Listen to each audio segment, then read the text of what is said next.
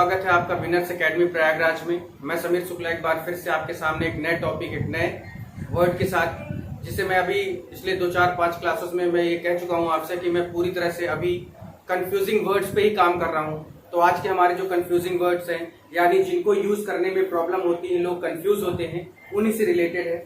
आज का जो वर्ड है हमारा वो टू मच और मच टू है। बहुत ज्यादा यूज होता है, बहुत ज्यादा इसके कॉमन एरर्स होते हैं, बहुत ज्यादा इनका यूज होता है। बट समस्या क्या होती है कि इन्हें हम पूरी तरह से जानकारी में न होने के कारण इसको गलत करके आते हैं। तो आज से वो प्रॉब्लम आपकी हट जाएगी, यानी आपको अब कोई दिक्कत इसमें नहीं होने वाली है। मैं आपके सामने टू मच और मच टू की बात करूंगा। तो टू मच और मच टू दोनों का मतलब होता है बहुत ज्यादा या बहुत या अत्यधिक का सेंस देता है। इसी को हम 1 बाय 1 पढ़ेंगे। इसके बाद भी और एक और टॉपिक हमारे पास है, वो भी हम आज क्लियर करेंगे। तो आज हम लोग इसकी बात करते हैं। टू मच की बात पहले कर लेते हैं कि टू मच का एग्जैक्ट मतलब होता क्या है, किस कंडीशन में यूज होता है। तो टू मच के बारे में बात करूंगा कि इसका जो मतलब होता है वो बहुत या अत्यधिक के सेंस में होता है, बहुत या अत्यधिक के सेंस में प्रयोग किया जाता है। अब इसकी बात कंडीशन ये आती है कि आखिर इसका यूज कैसे करते हैं। तो मैं आपको बताता हूं कि देखिए, ये आपका एक एडवर्ब है। ये क्या है? ये एक एडवर्ब से रिलेटेड टॉपिक है, यानी एडवर्ब ऑफ क्वांटिटी आप समझते होंगे, एडवर्ब ऑफ फ्रीक्वेंसी, ये सारे वर्ड जो होते हैं उन्हीं से ये रिलेटेड है। टू क्या है? टू एक एडवर्ब है। टू एक एडवर्ब है, जबकि मच क्या है? मच एक एडजेक्टिव है। तो बात याद रखिए कि टू एक एडवर्ब है, मच एक एडजेक्टिव है। तो क्योंकि जब भी मच होगा तो इस यानी जब भी एडजेक्टिव होता है तो उसके बाद हमेशा क्या आता है? एक नाउन आता है। बहुत शॉर्ट ट्रिक में बता रहा हूं कि जब भी एडजेक्टिव आता है उसके बाद हमेशा हमें किस चीज की जरूरत होती है? तो हमेशा एक नाउन की जरूरत होती है।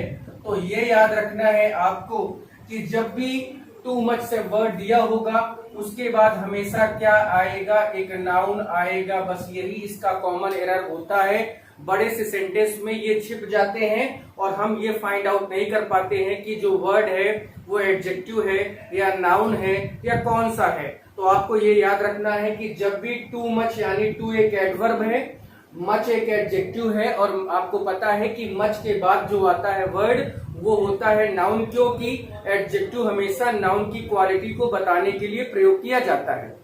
इस तरह से हमें याद रखना है कि जब भी टू मच वर्ड आएगा तो उसके बाद आप क्या रखेंगे?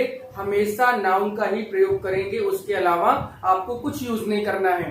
क्योंकि इस मच का जो क्वालिटी बता रहा था वो टू था, यानी एडवर्ब के रूप में हमने लिया उसे। लेकिन क्योंकि मच के बाद जो वर्ड आएगा वो है नाउन, तो याद रखना है कि टू मच के बाद हमेशा नाउन आता है। बहुत कंफ्यूजन होती है इसमें लोगों को, क्योंकि मच टू भी एक अगला वर्ड है हमारा, जिसके बहुत सारे रूल्स है, बहुत सारे रेगुलेशंस है।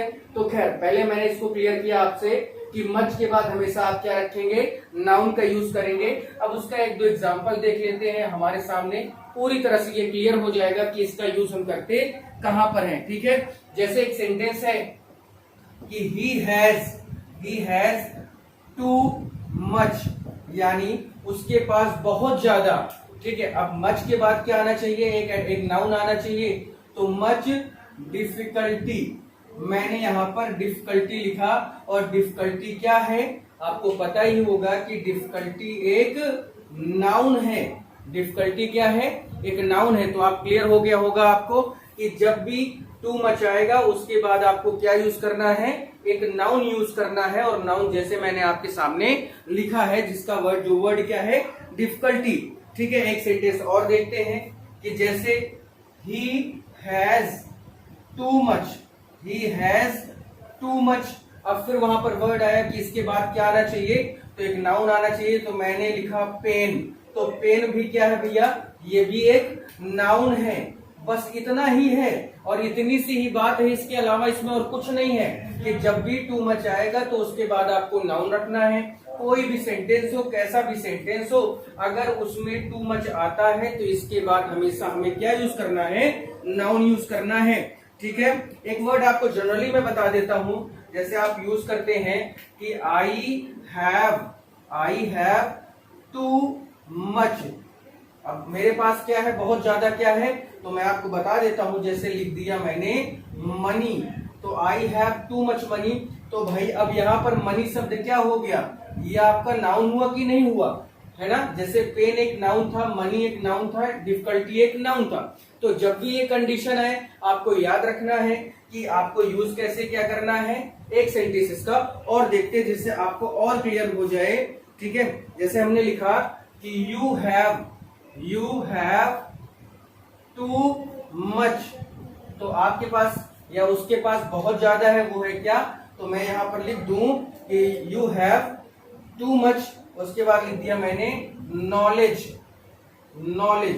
ठीक है, तो अब ये नॉलेज वर्ड क्या हो गया, ये नॉलेज वर्ड कौन सा है, तो आपको पता है कि ये नॉलेज वर्ड क्या है, एक नाउन है। मनी क्या था, एक नाउन था। पेन क्या है, एक नाउन है। तो डिफिकल्टी, पेन, मनी, नॉलेज, और आपको पता ही है कि जितने भी वर्ड नाउन के होते हैं वो आपको पता है अनकाउंटेबल वाले, मटेरियल एब्स्ट्रैक्ट, है ना, और पीसीसी यानी प्रॉपर कॉमन कलेक्टिव, अगर इनसे वर्ड रिलेटेड है और टू मच वर्ड दिया है तो इसके बाद यही वर्ड आएंगे, क्योंकि जस्ट इसके अपोजिट में है मच टू, तो आपको प्रॉब्लम होगी। लेकिन अब आपको याद रखना है कि मच एक एडजेक्टिव, और एडजेक्टिव के बाद हमेशा क्या आता है, नाउन। सिंपल सी बात है, इसमें कोई बहुत ज्यादा काम आपको नहीं करना था, ना आपको परेशान होने की जरूरत थी। तो आप चाहे तो इसका स्क्रीनशॉट ले सकते हैं, समझ में आ गया होगा आई होप कि टू मच और मच के बाद हमेशा क्या आएगा, नाउन आएगा, क्योंकि मच एक एडजेक्टिव है और एडजेक्टिव के बाद हमेशा क्या आता है भैया, एडजेक्टिव के बाद हमेशा एक नाउन आता है, क्योंकि वो उसकी क्या बात करता है, उसकी क्वालिटी को बताता है, उसके बारे में बताता है। ठीक है, मैं रफ कर रहा हूं यहाँ पर, अब हम लोग आगे बढ़ते हैं। तो आप समझ गए, क्योंकि ये एडवर्ब का पार्ट है, ये एक एडवर्ब का पार्ट है, लेकिन जो मेरे पिछले कुछ वीडियोस थे वो एक प्रीपोजिशन का पार्ट था, यानी आपको प्रीपोजिशन का वहां पर यूज करना था और प्रीपोजिशन कंफ्यूजिंग थे। उसी तरह से अब बात यहाँ पर आती है, जैसे हम लोगों ने टू मच पढ़ा, अब उसी तरह से पढ़ना है मच टू का प्रयोग। इसका मतलब भी क्या होता है, बहुत या अत्यधिक या अधिक की बात होती है। तो जब भी ये वर्ड आए, अब आपको इसको कैसे फाइंड आउट करना है कि ये वर्ड कौन सा है, कैसे इसको निकालना है, कैसे इसको क्या करें, तो ये याद रखिए, क्योंकि टू हमारा क्या है, टू हमारा क्या है, एक एडवर्ब है। टू हमारा एक एडवर्ब है, और क्योंकि एडवर्ब से पहले हमेशा जो भी वर्ड आता है वो क्या होता है, या तो वर्ब होगा, और क्योंकि मच क्या है, वर्ब तो है नहीं, तो ये भी क्या है, ये भी एक एडवर्ब है। तो ये याद रखना है कि जब एक एडवर्ब मच है और दूसरा एडवर्ब क्या है, टू है, तो इसके बाद वाला जो शब्द होगा, इसके बाद वाला जो शब्द होगा वो क्या होगा, वो हमेशा एडजेक्टिव होता है। यानी एडवर्ब और एडवर्ब के बाद, यानी जब मच टू, क्योंकि अब ये उधर जाके क्या हो गया, क्योंकि टू से पहले आया, तो इस टू की क्या कर रहा है, ये उसकी विशेषता बताने का काम कर रहा है। तो टू एक एडवर्ब था और मच क्या है, वो भी एक एडवर्ब का काम करने लगा। तो एडवर्ब और एडवर्ब के बाद, ठीक है, या मच टू जैसे शब्दों के बाद आपको क्या यूज करना है, एक एडजेक्टिव यूज करना है। बस ये याद रखना है कि ये क्या यूज करना है, एडजेक्टिव यूज करना है, इसके अलावा कुछ नहीं करना, बस यही ध्यान देना है, एडजेक्टिव यूज करना है भैया, और इससे ज्यादा कुछ नहीं करना। ठीक है, अब देखिए इसके मैं सेंटेंस आपके सामने रखता हूं, जिससे आपको पूरी तरह से क्लियर हो जाए कि इसको कैसे करना है। ठीक है, अब देखिए सेंटेंस जैसे ही इज मच टू, यानी ही इज मच टू। अब मच एक एडवर्ब है, टू एक एडवर्ब है। अभी उल्टा था, तो टू एडवर्ब था लेकिन मच एक एडजेक्टिव था, लेकिन अब क्या है, मच भी एक एडवर्ब है और टू भी एक एडवर्ब है। तो इसके बाद आना क्या चाहिए, एक एडजेक्टिव आना चाहिए। तो मैं एडजेक्टिव जैसे लिख दूं जेलस, मैंने जेलस लिख दिया, तो जलना क्या है, एक एडजेक्टिव है। ठीक है, एक और देखते हैं, इट इज मच टू। अब देखिए पेन एक क्या था, पेन एक नाउन था, जबकि पेनफुल क्या है, एक एडजेक्टिव है। अब आप समझ गए होंगे कि मच टू के बाद हमेशा एडजेक्टिव आता है, क्योंकि टू एक एडवर्ब है, मच भी एक एडवर्ब के रूप में यूज होगा, तो इसके बाद हमेशा हम क्या यूज करते हैं, एडजेक्टिव का यूज करते हैं। ठीक है, ठीक, क्लियर हुआ। एक सेंटेंस और देखते हैं, ही इज मच टू, और यहां पर हमने लिख दिया पुअर, तो पुअर क्या है, एक एडजेक्टिव है। पुअर क्या है, एक एडजेक्टिव है। मैं यहाँ पर चाहूं तो रिच भी लिख सकता था, he is much too rich कर दूं, मैं पुअर कर दूं, कोई भी वर्ड यूज किया जा सकता है जो क्या हो सकता है, एडजेक्टिव का काम कर सके। तो ये याद रखना है आपको। एक सेंटेंस और इसका देख लेते हैं, एक सेंटेंस इसका और देख लेते हैं तो और आपको क्लियर हो जाएगा। ठीक है, देखिए जैसे this car is much too, this car is much too. अब यहाँ पर मच टू आया, इसका मतलब टू एक एडवर्ब है, तो इसके बाद एक एडजेक्टिव आएगा, तो आप लिख सकते हैं एक्सपेंसिव। तो एक्सपेंसिव वर्ड क्या हुआ, आपका एडजेक्टिव हुआ। तो आप क्लियर हो गया कि जेलेसी क्या है, एडजेक्टिव है, पेनफुल क्या है, एक एडजेक्टिव है, रिच क्या है, एक एडजेक्टिव है, एक्सपेंसिव क्या है, एक एडजेक्टिव है। तो जब भी टू अगर लास्ट में है तो उसके बाद एडजेक्टिव आएगा, और टू अगर पहले है, मच लास्ट में है, तो क्या यूज करेंगे, नाउन का यूज करेंगे, इसके अलावा और कुछ यूज नहीं होने वाला। क्लियर हो गया? आई होप कि आपको समझ में आ रहा होगा। आप इसका स्क्रीनशॉट ले सकते हैं, स्क्रीनशॉट ले लीजिए, या इसको फिर मैं आगे बढ़ जाऊं। ठीक है, अगला देखते हैं हम लोग का नेक्स्ट वर्ड क्या है।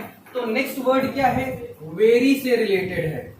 नेक्स्ट वर्ड हमारा जो कंफ्यूजिंग वर्ड है वो है क्या, वेरी है। तो इसको देखते हैं कैसे किया जाए, कैसे इसका यूज किया जाए। ठीक है, जिससे आपको दिक्कत ना हो। ठीक है, जिससे आपको दिक्कत ना हो। अब देखिए वर्ड हमारा ये टू है, TOO। वर्ड क्या है, ये भी एक एडवर्ब है, ये इसका मतलब ये टू है। और इस टू का मतलब भी क्या होता है, बहुत। इस टू का मतलब क्या होता है, बहुत या भी होता है।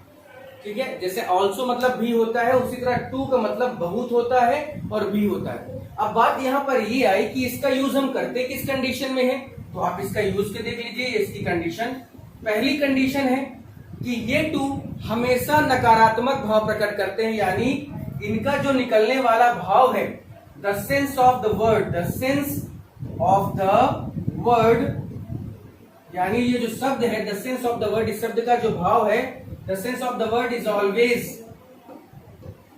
ऑलवेज इन, क्या होता है, हमेशा निगेटिव होता है।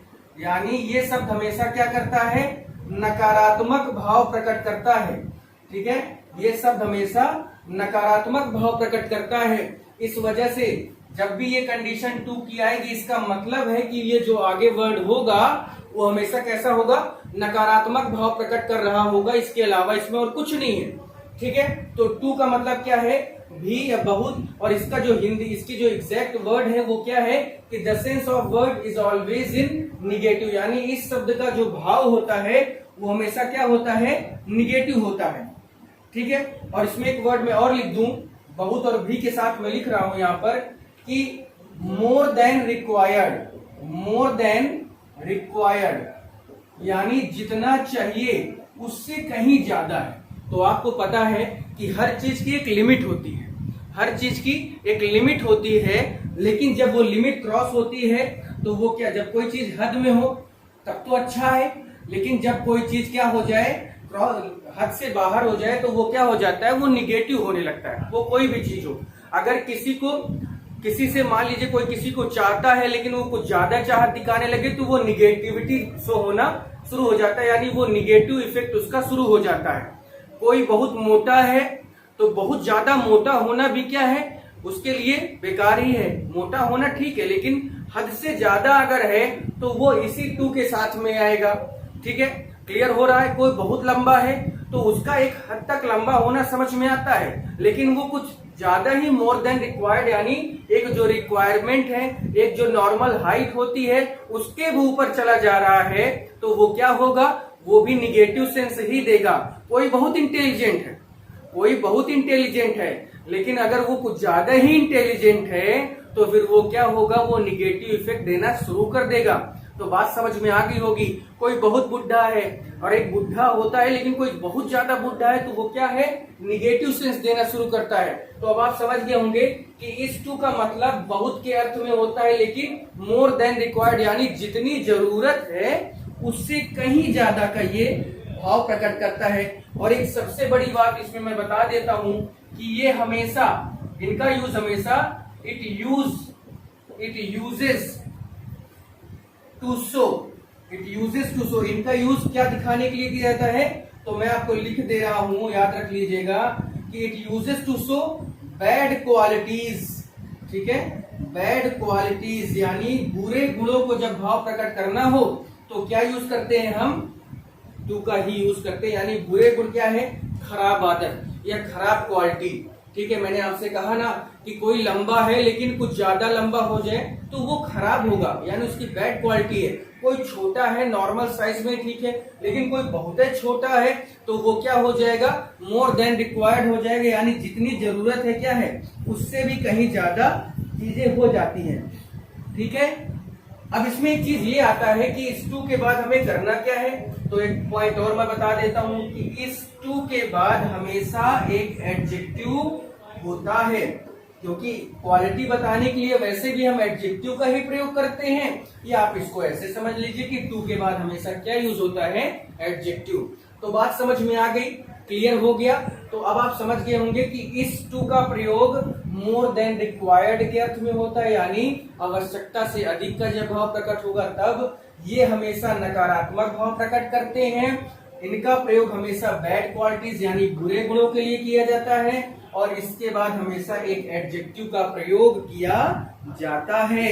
इसके अलावा इसमें और कुछ नहीं करना होता है। क्लियर हो गया होगा समझ में? और जो एडजेक्टिव होगा वो कैसा होगा ये भी देख लीजिए। जो एडजेक्टिव होगा वो हमेशा अनप्लीजेंट होगा, जो एडजेक्टिव होगा वो हमेशा अनप्लीजेंट होगा, यानी सुहावना या अच्छा नहीं होगा। तो बातें वही है कि अनप्लीजेंट या निगेटिविटी, बातें दोनों सेम है। आप चाहे तो इसका स्क्रीनशॉट लेके इस पे आगे बढ़ सकते हैं कि टू का यूज हमेशा मोर देन रिक्वायर्ड के अर्थ में होता है, ठीक है, और बैड क्वालिटीज को शो करता है। ये हमेशा नकारात्मक भाव प्रकट करते हैं, यानी कोई चीज उतनी होनी है जितनी नहीं होनी चाहिए, ठीक है, या जितनी होनी चाहिए उतनी ना होके उससे ज्यादा होती है, ठीक है। ये आप लिख सकते हैं, इसको आपने देख लिया होगा। अब मैं इसके क्वेश्चन आपके सामने रखता हूँ, एक दो एग्जांपल, जिससे आपको क्लियर हो जाए कि आखिर इसमें बात मैं क्या कहना चाहता हूँ या इसका जो यूज है वो कैसे होगा, ठीक है। सेंटेंस देखिए, जैसे सेंटेंस पहला है हमारा कि सी वॉज, ठीक है, सी वॉज टू अगली, सी वॉज टू अगली, यानी अब आप समझ गए कि वो कुछ ज्यादा ही क्या है? बदसूरत है, यानी इतना भी उसको नहीं होना चाहिए। तो जब टू का यूज हुआ और इसके बाद एडजेक्टिव भी आया, लेकिन ये क्या कर रहा है? निगेटिव बैड क्वालिटी के बारे में बता रहा है, निगेटिव सेंस दे रहा है, ठीक है। दूसरा सेंटेंस देखते हैं। दूसरे सेंटेंस में कहा गया, ठीक है, कि ही इज ठीक, he is too weak, he is too weak, clear हो गया? ही इज टू वीक, यानी वो बहुत कमजोर है, वो इतना कमजोर है कि चल नहीं सकता, वो इतना कमजोर है कि दौड़ नहीं सकता, वो इतना कमजोर है कि कुछ कर नहीं सकता। तो जब ये सेंस आएगा तो आप क्या यूज करेंगे? क्योंकि ये बैड क्वालिटीज हैं, ये एक अच्छी क्वालिटी नहीं कि कुछ ज्यादा ही कमजोर हो जाना, कुछ ज्यादा ही बदसूरत हो जाना, ठीक है। क्लियर हो गया? जैसे एक सेंटेंस और देखिए, मैं और क्लियर कर देता हूं। जैसे he is too small, he is too small, यानी वो बहुत छोटा है, यानी किसी काम को करने के लिए एक रिक्वायरमेंट है, लेकिन वो उस रिक्वायरमेंट से भी क्या है? ज्यादा छोटा है, तो मोर देन रिक्वायर्ड हो गया। क्लियर हो गया? एक सेंटेंस और देखिए जिससे आपको और क्लियर हो जाए कि he is too old, he is too old. तो अब आप समझ गए होंगे कि वो कुछ ज्यादा ही बूढ़ा है, वह कुछ ज्यादा ही वीक है, कुछ ज्यादा ही अगली है, कुछ ज्यादा ही छोटा है।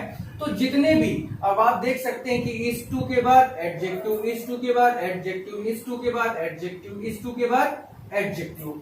तो जब भी टू लगेगा तो इसके बाद हमेशा हम क्या यूज करेंगे? एडजेक्टिव का प्रयोग करेंगे। क्लियर हो गया? ठीक है। एक और वर्ड देखते हैं। अगला वर्ड हमारा है, इसका आपने स्क्रीनशॉट ले लिया होगा आई होप, ठीक है। अगला वर्ड हमारा है जिसका नाम है वेरी। तो भाई वेरी क्या है? वेरी भी कैसा वर्ड है? तो वेरी भी एक एडवर्ब ही होता है। वेरी भी क्या है? एक एडवर्ब होता है, ठीक है। वेरी भी एक एडवर्ब होता है जिसका मतलब क्या होता है? जिसका मतलब क्या होता है? बहुत, बहुत, ठीक है, इसका अर्थ होता है बहुत, और ये हमेशा गुड क्वालिटीज को शो करते हैं। क्या है? गुड क्वालिटीज को प्रकट करते हैं, यानी अच्छे गुणों का भाव प्रकट करने के लिए हम किसका यूज करते हैं? गुड क्वालिटीज का यूज करते हैं। समझ में आया भाई कि अच्छे गुणों का जब यूज होगा, अच्छे गुणों की बातें होंगी तो हम वेरी का यूज करते हैं। एक वर्ड इसमें और मैं लिख दूं कि प्लीजेंट थिंग, प्लीजेंट, ठीक है, प्लीजेंट, ठीक है, यानी इनका यूज कहां पर करते हैं? प्लीजेंट के साथ करते हैं, यानी कोई चीज अच्छी है, यानी गुड क्वालिटीज को ही हम क्या बोलते हैं? प्लीजेंट वर्ड बोलते हैं। जैसे गुड होना है ना, इंटेलिजेंट होना, ये सब वर्ड क्या है? प्लीजेंट वर्ड है, यानी ये अच्छे होते हैं, अच्छे वर्ड होते हैं, ठीक है। तो इनको याद रखना कि वेरी का यूज हमेशा गुड क्वालिटी के लिए होता है, प्लीजेंट का भाव प्रकट करता है, ठीक। क्लियर हो गया? इसमें बहुत ज्यादा परेशान होने की जरूरत नहीं है। मैं इसके कुछ सेंटेंस आपके सामने रखता हूं जिससे आपको पूरी तरह से क्लियर हो जाए। जैसे सेंटेंस है कि ही इज वेरी, और फिर वेरी के बाद क्या आना चाहिए? गुड क्वालिटीज, तो मैंने लिख दिया he is very good boy. अब देखिए, गुड के पहले क्या आया है? वेरी, और गुड क्या है? एक प्लीजेंट वर्ड है, यानी एक अच्छी क्वालिटी प्रकट करने वाला शब्द है, ठीक है। क्लियर हो गया? एक सेंटेंस और देखते हैं जिससे और क्लियर हो जाए। जैसे सी इज, ठीक है, सी इज वेरी, और फिर उसके बाद हमने लिखा है strong, she is very strong girl. अब स्ट्रॉन्ग होना भी क्या है? अच्छी चीज है। अगर यही टू हो जाता तो फिर क्या हो जाता? वो आवश्यकता से अधिक का भाव प्रकट करने लगता, यानी वो बैड क्वालिटीज में चला जाता। तो जब हमें गुड क्वालिटी रखना है, प्लीजेंट चीजों को रखना है, तो हमें वेरी का यूज करना है। और इसी स्ट्रॉन्ग को हम कुछ ज्यादा ही स्ट्रॉन्ग दिखा देते, यानी जितनी जरूरत है उससे ज्यादा का दिखा देते भाव, तो हमें वेरी की जगह क्या यूज करना पड़ता? टू का यूज करना पड़ता है। इसमें कोई दो राय नहीं है, ठीक है। एक सेंटेंस और देखते हैं। जैसे द किंग, जैसे the king is very kind hearted, the king is very kind hearted, यानी राजा क्या है? बहुत दयालु है। तो यहाँ पर मैंने क्या लिख दिया? वेरी का प्रयोग कर दिया, क्योंकि ये काइंड शब्द क्या है? एक एडजेक्टिव है जो अपने किंग की विशेषता बता रहा है, तो हमेशा वेरी का यूज होगा। अब यही टू अगर लग जाता तो ये काइंड वर्ड तो पहली बात नहीं लगता। यहाँ पर काइंड की जगह हम क्रूवल कर सकते थे। काइंड की जगह जस्ट इसका अपोजिट लेते क्रूवल के लिए, और कब लेते? जब यहाँ पर टू लगा होता, क्योंकि वेरी एक क्या है? अच्छी क्वालिटी को बताता है, प्लीजेंट थिंग्स को बताता है, तो इसके साथ यहाँ पर हम ये काम कर सकते हैं। एक सेंटेंस और देखते हैं जिससे और क्लियर हो जाए, ठीक। या हमने जैसे देखा कि यू आर, ठीक है, यू आर वेरी इंटेलिजेंट, ठीक। अब वेरी के बाद क्या है? इंटेलिजेंट एक एडजेक्टिव है, और क्या कर रहा है? वेरी शब्द ऐसा है जो प्लीजेंट थिंग्स को बताता है, यानी क्वालिटी को बताने के लिए यूज किया जा रहा है, ठीक है। तो जब भी यहाँ पर क्वालिटी की बात होगी तो आपको इसी तरह से वर्ड्स को यूज करना है, और इससे ज्यादा इसमें कुछ नहीं करना है। इसलिए ठीक है, क्लियर हो गया। आई होप कि आपको समझ में आया होगा कि इसको कैसे करना है, कैसे यूज करना है। मच टू का मैं फिर से एक बार बता देता हूं कि टू मच, क्योंकि मच एक एडजेक्टिव है तो इसके बाद नाउन आएगा। मच टू, मच और टू दोनों एडवर्ब हो गए तो उसके बाद एडजेक्टिव आएंगे। टू का यूज हमेशा निगेटिव क्वालिटीज के लिए होता है, नकारात्मक भाव प्रकट करने के लिए होता है, बैड क्वालिटीज के लिए। जबकि वेरी का यूज बहुत के सेंस में, लेकिन गुड क्वालिटीज यानी सकारात्मक यानी पॉजिटिव क्वालिटी को बताने के लिए किया जाता है। तो आई होप कि आपको समझ में आ गया होगा मैं क्या कहना चाहता हूँ, क्या बताना चाह रहा था। तो अगर आपको ये वीडियो पसंद आएगा तो प्लीज कमेंट करके जरूर बताना, और अगर नहीं भी आएगा तो भी कमेंट करके बताना कि हाँ सर मुझे यहाँ पर प्रॉब्लम है, जिससे मैं आपकी प्रॉब्लम्स को सॉल्व कर सकूं। ठीक है, तो बने रहे और अंत तक वीडियो जरूर देखना है आपको, जिससे क्या हो सके कि आपको पूरी तरह से समझ में आ जाए, और आपने देख लिया होगा तो इसलिए थैंक यू। और सबसे बड़ी बात कि इस वीडियो को फैला दो, शेयर कर दो, क्योंकि बहुत सारे ऐसे बच्चे हैं जिनके पास तक ये चीजें नहीं पहुंच पाती हैं और वो हमेशा गलत करके चले आते हैं। तो अगर आप इस चीज को चाहते हैं तो सबसे पहला काम एक ये करें कि जो सब्सक्राइब का बटन है उसको प्रेस करें, उसके बाद बेल आइकॉन है उसको आप प्रेस करें, जिससे कि मैं कोई भी वीडियो अपलोड करता हूं, कभी भी लाइव आता हूं तो सबसे पहले नोटिफिकेशन आपको मिले। ठीक है, तो लाइक करें, शेयर करें, सब्सक्राइब करें और बने रहे विनर्स एकेडमी प्रयागराज के साथ। जय हिंद, जय भारत।